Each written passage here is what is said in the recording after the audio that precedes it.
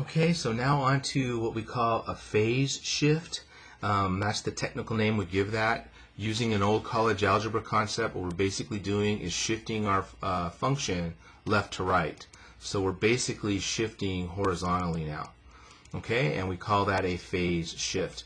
What I like to do first is let's go ahead and for our function, right? Back in the day, if it was something as simple as x squared, right? The way that I get it to shift left or right is to add or subtract something from the information.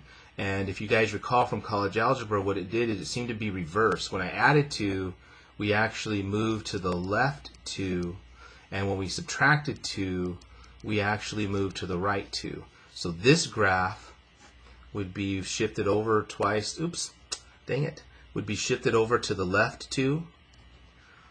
Alright, and then this graph would be shifted over to the right 2. And so let me go ahead and explain why that happens.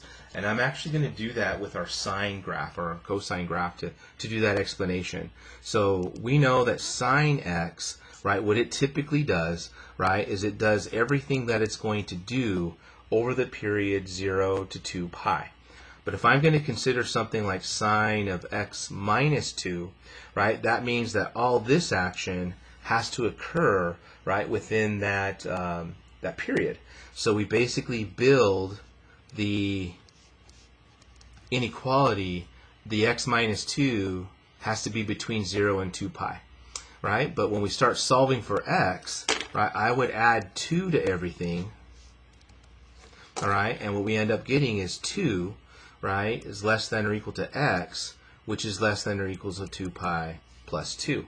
And so you notice that we went from an interval from 0 to 2 pi, and now our interval is basically 2 to 2 pi over 2.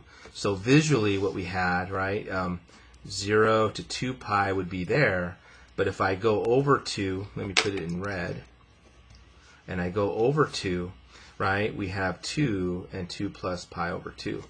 So basically our interval has shifted over. So there's our new interval in red, whereas we used to have the interval that was in blue. So everything shifted over to the right 2 units.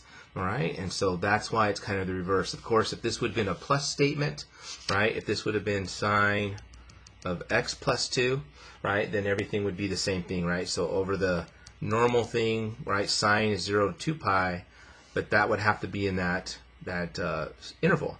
So we basically construct, right, the inequality 0, x plus 2, right, it sits between 0 and 2 pi. If we subtract 2 from everything, right, we get negative 2 less than or equal to x less than or equal to 2 pi over negative 2. So you can see the shift, right, especially with the 0. Our old interval used to start at 0. Our new interval is now at negative 2. So everything's been shifted to the left 2 units. All right, and what we call this in a trigonometric thing is we call this a phase shift.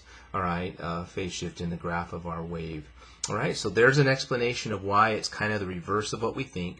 Kind of coming back to this then, right? So if we have essentially f of x plus d, then we're going to shift d units to the left.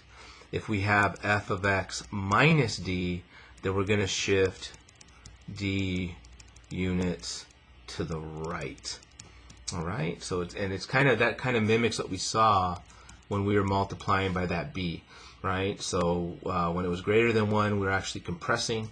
When it was less between 0 and 1, we were actually stretching. So it's kind of the reverse of what you think, and it's because of what's happening to the domain when we manipulate it within the normal domain. When we start solving for x, the reverse happens. We're actually adding 2, we're actually subtracting 2 to shift the domain right or to shift the domain left.